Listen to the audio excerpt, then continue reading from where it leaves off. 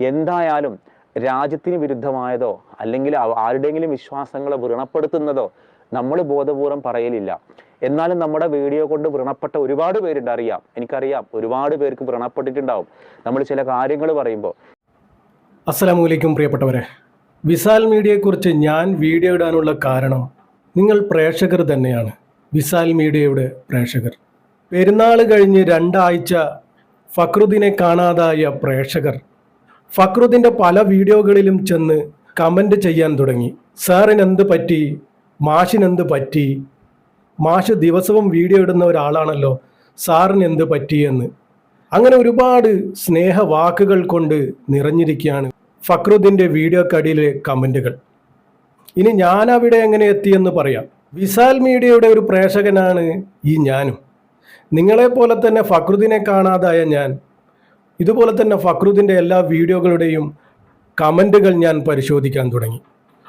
ഒരു അസുഖമായാൽ പോലും സോഷ്യൽ മീഡിയയിൽ നിന്നും ഒഴിഞ്ഞു നിൽക്കാത്ത ഈ ഒരു മനുഷ്യന് എന്തു പറ്റിയെന്ന് ഞാനും ചിന്തിക്കാൻ തുടങ്ങി.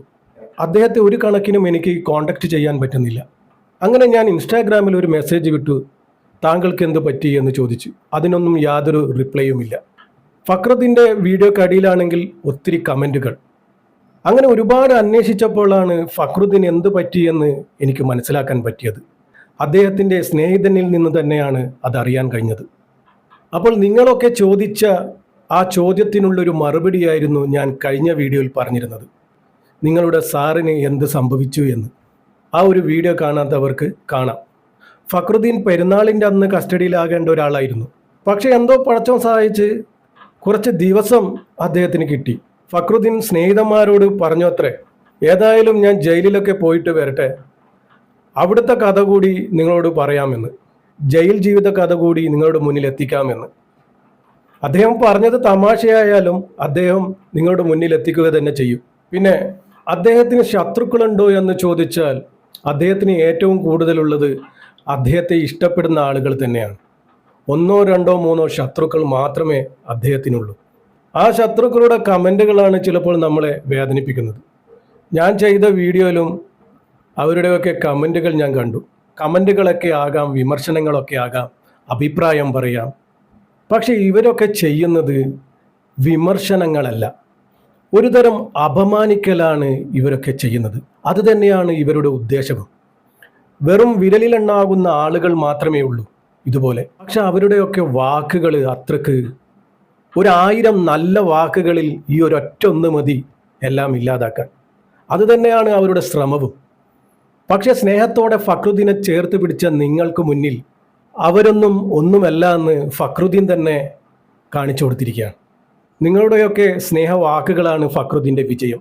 ഫക്രുദ്ദീൻ ആരാണെന്ന് മനസ്സിലാക്കുവാൻ ഫക്രുദ്ദീൻ ജയിലിൽ പോകേണ്ടി വന്നു. അത്രയേ ഉള്ളൂ ഒരു ചെറിയൊരു വിഷമം. അപ്പോൾ ഫക്രുദ്ദീൻ തന്നെ ഫക്രുദ്ദീൻ്റെ ശത്രുക്കളെക്കുറിച്ച് പറയുന്നുണ്ട്. അത് നമുക്ക് കേട്ടോക്കാം. വലിയ ഇസ്ലാമിക പ്രവർത്തകനാണ്. ആ ഇസ്ലാമിക പ്രവർത്തകൻ്റെ ആഗ്രഹമാണ് വിസാൽ മീഡിയ ബാൻ ചെയ്യണമെന്ന്. അദ്ദേഹം പറയുന്നൊരു ന്യായം, ആളുകളെ ഇങ്ങനെ കബളിപ്പിക്കുന്ന ഒരു ചാനൽ ഇനി വേണ്ട എന്നുള്ളതാണ്. ഓരോരുത്തർക്ക് കാണണ്ടെങ്കിൽ കാണണ്ട, ബാൻ ചെയ്യാൻ നിൽക്കണം എന്തിനാണ്. രണ്ടാമതൊരാളെടുത്തത് ഒരു ശാപ പ്രാർത്ഥനയാണ്. ഈ വിസാൽ മീഡിയയുടെ ആള്, ഈ ഒരു സംസാരിക്കുന്ന ഒരാൾ, കാരണം ആ വീഡിയോയിൽ എൻ്റെ മുഖമില്ല, അപ്പം എൻ്റെ ഫേസ് അതിൽ കാണുന്നില്ല, അപ്പോൾ അതിൻ്റെ ഫേസ് കാണുന്നില്ല. അപ്പോൾ അതിൽ പറയുകയാണ്, ഈ സംസാരിക്കുന്ന ഒരാൾ വേഗത്തിൽ മരിച്ചു പോണേ, പ്രാർത്ഥിക്കുകയാണ് ആ മനുഷ്യൻ, വേഗത്തിൽ മരിച്ചു പോകാൻ വേണ്ടിയിട്ട്. ഒരു മനുഷ്യനോ കേട്ടില്ലേ, കമൻറ്റിലൂടെ ശപിക്കുകയാണ് ഒരു മനുഷ്യനെ, ശാപവാക്കുകൾ പറഞ്ഞ് ശപിക്കുകയാണ്. ആ ഒരു മനുഷ്യൻ എങ്ങനെയാണെന്ന് മനസ്സിലാക്കാൻ ആ ഒരു കമൻറ്റുകൾ മാത്രം മതി. അങ്ങനെയുള്ള ആളുകളാണ് ഇങ്ങനെയുള്ള വിമർശനങ്ങളുമായി നമ്മുടെ മുന്നിലേക്ക് വരുന്നത്. നിങ്ങൾ പറയുന്നത് ഗീബത്താണ്, ഫസാദാണ്, അങ്ങനെ പല വാക്കുകളും പറഞ്ഞ് നമ്മളെ പഠിപ്പിക്കാൻ വരുന്നത്. ഈ ശാപവാക്കുകൾ എന്ന് പറഞ്ഞാൽ തീരെ അംഗീകരിക്കാൻ പറ്റാത്ത ഒരു വാക്കുകളാണ്. നമ്മുടെ ഇസ്ലാമിൽ പോലും അംഗീകരിക്കാൻ പറ്റാത്ത ഒരു വാക്കുകളാണ്. അതുപോലും മനസ്സിലാവാതെയാണ് ഇവനെ പോലുള്ളവർ കമൻറ്റ് ചെയ്യുന്നത്. നിങ്ങൾ പറയുന്നത് ഗീബത്താണെന്ന് പറയുന്നു. ഈ ന്യൂസ് എന്നൊക്കെ പറയുന്ന ഒരുതരം ഗീബത്ത് തന്നെയാണ്. ഒരു സ്ഥലത്ത് നടക്കുന്ന സംഭവം എല്ലായിടത്തും എത്തിക്കുക, അത് തന്നെയാണ് ഗീബത്ത്, അത് തന്നെയാണ് ന്യൂസ്. അതുപോലൊരു വിഷയം ചെയ്യുന്ന ചാനലാണ് വിസാൽ മീഡിയ.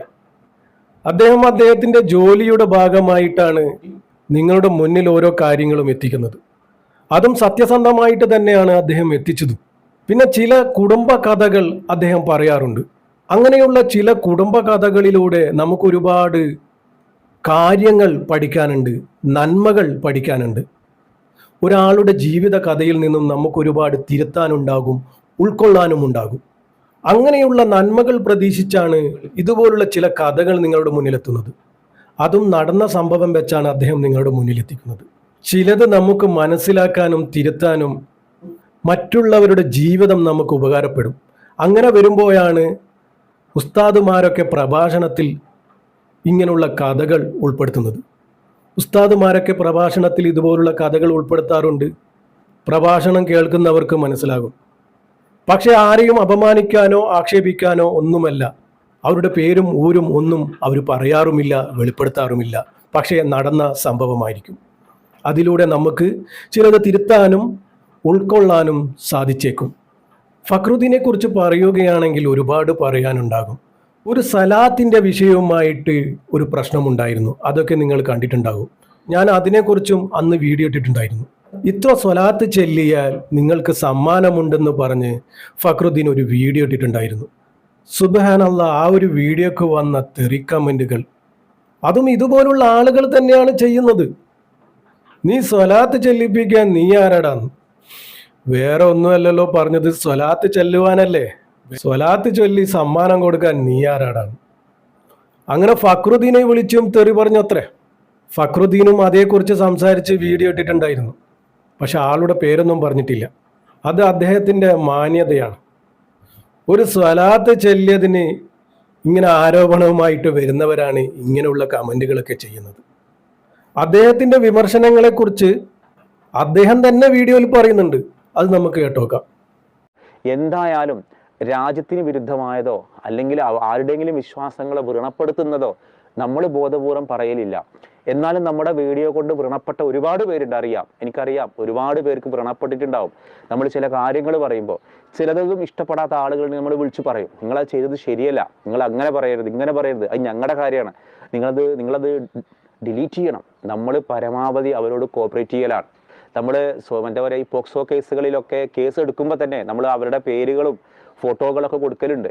കേസായിട്ട് അറസ്റ്റിലാകുമ്പോൾ നമ്മൾ ആളുകളുടെ വിമർശനങ്ങളിൽ ഞാൻ എടുത്തൊരു തീരുമാനമാണ്, കേസിൽ ശിക്ഷ വിധിച്ചാൽ മാത്രമേ ആളുടെ പേരുവിവരങ്ങൾ ഞാൻ പറയുള്ളൂ, സ്ഥലം പറയുള്ളൂ.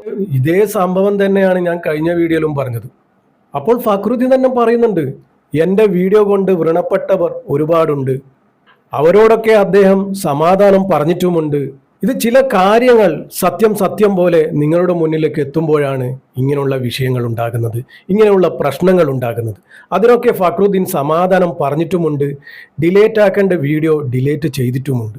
അപ്പോൾ നിങ്ങൾക്ക് മനസ്സിലായില്ലേ, സത്യം പോലെ തുറന്നു പറയുമ്പോഴാണ് ഇങ്ങനെയുള്ള പ്രശ്നങ്ങളും വിവാദങ്ങളും ഒക്കെ ഉണ്ടാകുന്നത്. ഈ പോക്സോ കേസിൽ കുടുങ്ങുന്ന ഉസ്താദുമാരുടെ ഒരുപാട് വീഡിയോകൾ ചെയ്തിട്ടുണ്ടായിരുന്നു ഫക്രുദ്ദീൻ. അതിൽ നിന്ന് തന്നെ ഒരുപാട് ശത്രുക്കളെ നേടിയെടുക്കാൻ പറ്റിയിട്ടുണ്ട് ഫക്രുദ്ദീൻ. ഫക്രുദ്ദീൻ ആരുടെ മുന്നിലും അടിയറവ് പണയം വെച്ചില്ല. എല്ലാവർക്കും മുന്നിലും ഒരുപോലെ സംസാരിച്ചു, സത്യം പോലെ തുറന്നു പറഞ്ഞു. ഇതുപോലെ ഒരു പ്രശ്നമുണ്ടായിരുന്നു ഉംറ തീർത്ഥാടനവുമായി ബന്ധപ്പെട്ട്. അതിൽ ആ ഉസ്താദ് ചെയ്ത വിഷയവുമായി ബന്ധപ്പെട്ട് ഞാനും വീഡിയോ ഇട്ടിട്ടുണ്ടായിരുന്നു, ഫക്രുദ്ദീനും വീഡിയോ ഇട്ടിട്ടുണ്ടായിരുന്നു. ഞാനിട്ട ഉടനെ എനിക്ക് വിളി വന്നിരുന്നു അദ്ദേഹത്തിൻ്റെ ഫോട്ടോ മാറ്റുവാൻ. വിഷയം ഉള്ളത് തന്നെയാണ്, അദ്ദേഹത്തിൻ്റെ ഫോട്ടോ ഒന്ന് മാറ്റാൻ ഭീഷണി ഉണ്ടായിരുന്നു. അത് പറഞ്ഞ ഉടനെ തന്നെ ഞാൻ ആ ഫോട്ടോസ് മാറ്റിയിട്ടുണ്ടായിരുന്നു. കണ്ടില്ലേ, ഇത് തന്നെയാണ് വിഷയം.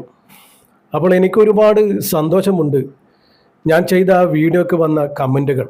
ഫക്രുദ്ദീനെ സ്നേഹിക്കുന്ന, വിസാൽ മീഡിയ ഇഷ്ടപ്പെടുന്ന ഇത്രയേറെ പ്രേക്ഷകർക്ക് മുന്നിൽ എനിക്ക് ആ ഒരു വീഡിയോ നിങ്ങളുടെ മുന്നിൽ എത്തിക്കാൻ പറ്റിയതിൽ ഒരുപാട് സന്തോഷമുണ്ട്. എന്നുവെച്ചാൽ ഫക്രുദ്ദീനെ കാണാതായിട്ട് ഫക്രുദ്ദീൻ്റെ പ്രേക്ഷകർ നട്ടം തിരിയുകയാണ്. ആ ഒരു സമയത്താണ് ഞാനിത് അന്വേഷിച്ച് സത്യസന്ധമായി നിങ്ങളുടെ മുന്നിൽ എത്തിച്ചത്. അതുകൊണ്ട് എല്ലാവരും കാത്തിരുന്നുള്ളൂ. കൂടുതൽ ആർജവത്തോടെ വിസാൽ മീഡിയ നിങ്ങളുടെ മുന്നിൽ എത്തുന്നതായിരിക്കും. അപ്പോൾ ഇൻഷാ അല്ലാഹ്, അസ്സലാമു അലൈക്കും വറഹ്മത്തുള്ളാഹി.